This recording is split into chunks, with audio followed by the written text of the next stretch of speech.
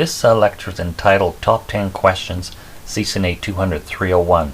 So what I'm going to do is in this lecture is go through how the curriculum has changed for the new CCNA exam and how that's going to affect your how you modify and create your study plan. So to start with, Cisco's added a lot of topics and made significant changes with the new CCNA exam for February. They've added a lot of wireless, security, and SDN topics. As well, they've also removed most dynamic routing protocols except for OSPF version 2 for IPv4 addressing. They've also removed most WAN technologies. So I'm going to go through this top 10 list and discuss how the topics have changed, and hopefully you can use that for your CCNA study plan. So to start with, subnetting is still kind of a #1 topic for CCNA. And the reason is it covers a lot of ground. You have to know how to subnet to configure network interfaces, how to read a routing table, and wildcard masks are also used for OSPF and access control lists as well. So you have to know both subnet masks and also wildcard masks, and know how to do binary to decimal conversion. And knowing that will help you use even a Class C subnetting table to do all of your subnetting. And consider as well that DHCP, DNS, and NAT are all network addressing services. So it's definitely a #1 topic. Then on to route selection. So know how to read a routing table. So routing is it's now just OSPF version 2, but it's worth a lot of points still. So you have to know how to read a routing table and how routes are selected, how they're installed, and how they're selected once they're installed in the routing table. So you still have to know how to do that, and go through and understand administrative distance and things like a longest match rule and path metrics. But it's just for OSPF version 2, so it's definitely a lot easier now. And as mentioned, it is just OSPF version 2. There's no IPv6 parts to the routing protocols anymore. It's just OSPF version 2. And you need to understand how OSPF works, both for neighbor adjacency as well as network types, know how a designated router is elected. So some kind of main features, how a router ID is assigned to a router as well for purposes of advertising routes between OSPF neighbors. So that's important as well. And then wireless concepts. It's a new thing. Wireless. A lot of wireless has been moved. It's very fundamental though. They're just fundamental concepts you have to know. So it's not anything more than real basic sort of concepts about how an RF cell is set up, how the characteristics of an RF cell is half duplex, and understand some of the other things about how media contention works and things like an SSID and channel allocation, and some security as well is quite important. There's some security protocols on the exam, so you have to know how that works as well, and know about the wireless architecture, wireless controller-based architecture, and things like link aggregation and how the VLANs are set up on a trunk, things like that. So that's going to be on the exam as well, and it crosses multiple domains as well.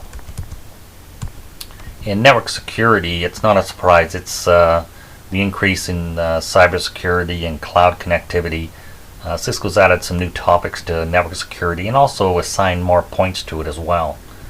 So if you want to get CCNA security certification, some of the topics are going to start with the CCNA exam.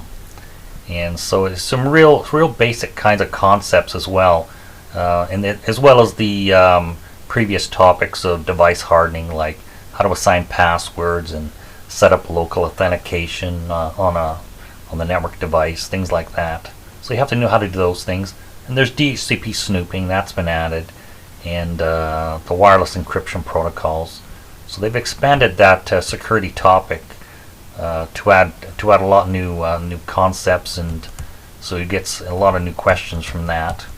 Static routing is something that's just very much a core skill, so you have to know how to set up static routes. And it's just not static routes, it's also default routes and floating static routes. And you have to know how to do it for both IPv4 and IPv6. So you have to know how to do both, and it's quite important, and they're used all the time, and it's definitely a core skill. Then you go on to switch trunking. That's something that really encompasses a lot of things, like how to configure a VLAN, how to assign a trunk port. You have to know about native VLANs and pruning as well, what VLANs to allow and what to remove, and how to know how to do that. And there's both static and dynamic trunking, so you have to know how to do both.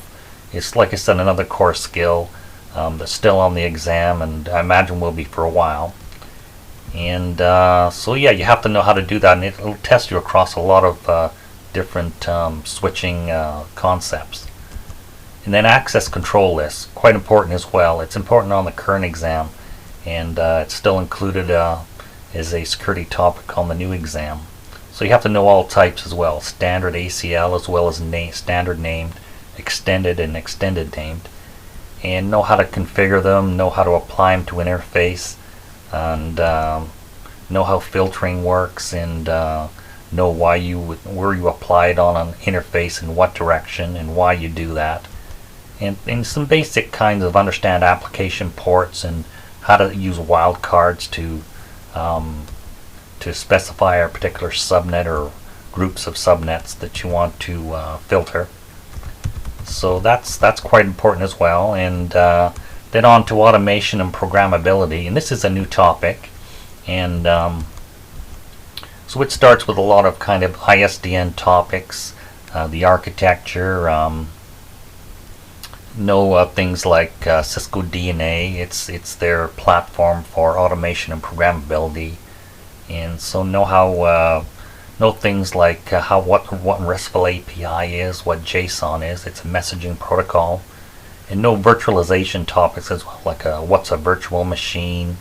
That's important to know. Know what a hypervisor is, and so these are all basic concepts. There's nothing that's that difficult, but it's part of the new architecture that Cisco is using, because their devices are programmable now.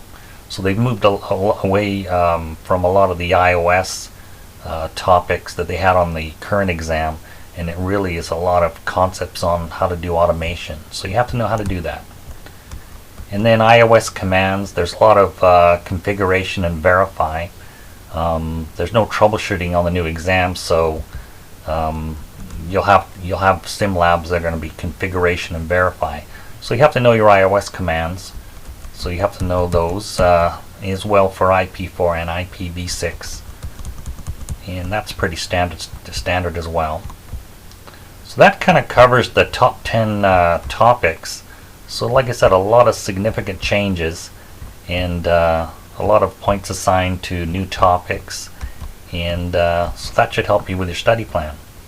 And that concludes the lecture.